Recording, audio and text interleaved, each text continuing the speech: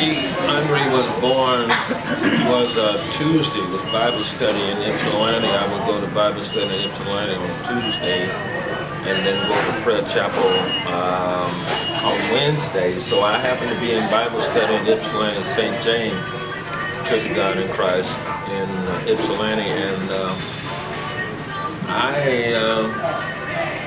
my brother-in-law got the message that Betty was going into labor, and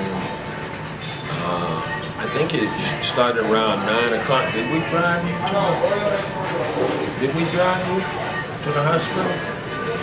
We drove her to the hospital, and it was around 9 when all of this started, and we got there in St. Joe, and so they took it in and everything. Andre was born at 1:53 a.m. in the morning, and yeah, big hands. He was 7 pounds 4 ounces. 7 pounds 4 ounces, 22 inches long, and you know, I don't remember a whole lot, but I remember that 7 pounds 4 ounces, 22 inches long. He's a big guy. And he was average, you know, width, but he was definitely long and loud and strong when he was born. And of course, he lost a bit of weight. I think he came out of the hospital about 6 pounds 14 ounces. The hospital was not good to him. But anyway, Mama doesn't believe he lost weight, but he lost weight in the hospital. And I tell you what, that was one of the happiest days in my life, outside of all the other children. Outside of marrying my wife. That was the second. Marrying my wife was the first in the natural, and having my firstborn son was the second happiest day in my life. And I am so grateful and so thankful to God that He allowed me to have children. Of course, I remember my mom, my first teacher. I remember her teaching me my words, alphabets, and things. Right on the, on the side of the refrigerator, she had a chart. She would go over with me every day. She's very proud of me, and took a lot of time with me. Took him to, what's his name? Oh yeah, Goss. His last name is Goss. Can't remember his first name. I took him there for Andre to learn piano lessons, and what he was doing, Andre would listen to the guy play, and he would play it by ear, but he was not practicing on it at home. And so when the guy found out, in one music lesson he went to, and the guy said, "Play it for me." He found out Andre was just mimicking what he heard him play, so he really got on him about playing. And said, "Your mama wasting her money on you." So Andre took it seriously after that.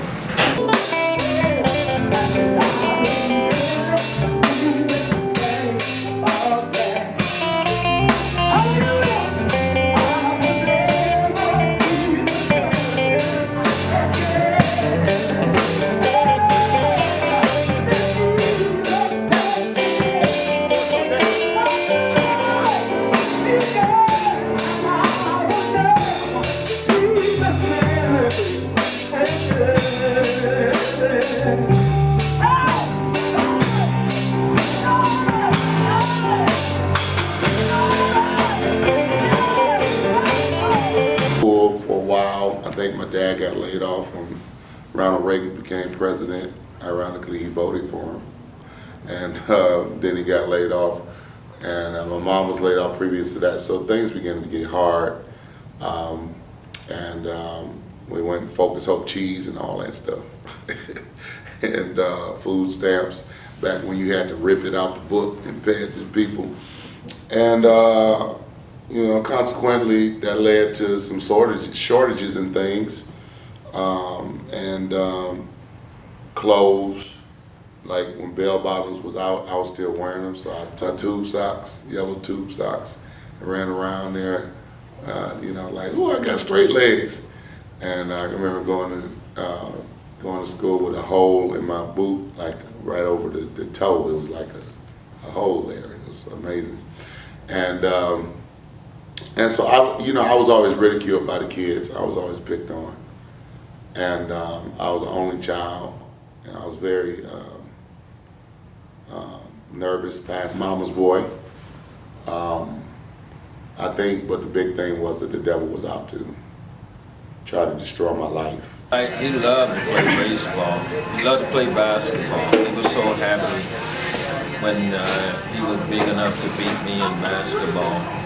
He loved to play baseball with his dad. I love my daddy. He's the best daddy in the world. And we had problems communicating through my teen years. I didn't really understand my father until I started having children. And that's when I understand. And I have such a great understanding of my dad now. That's why I love him so much. He was like any other young boy, wanted to see how far he could go to the left, to the right.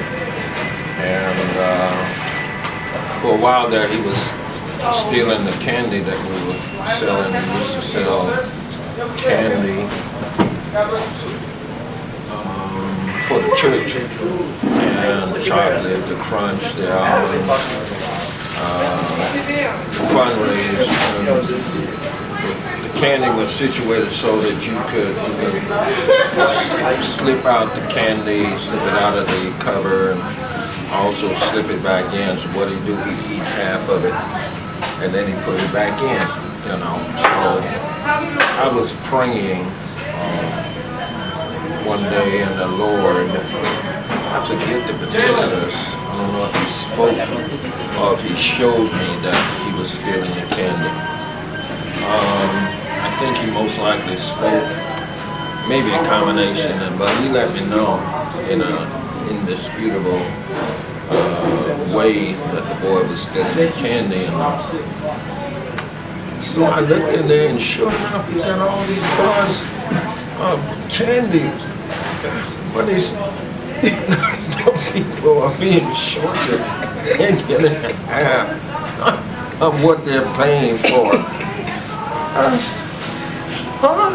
Well, you know, I was shocked. But so I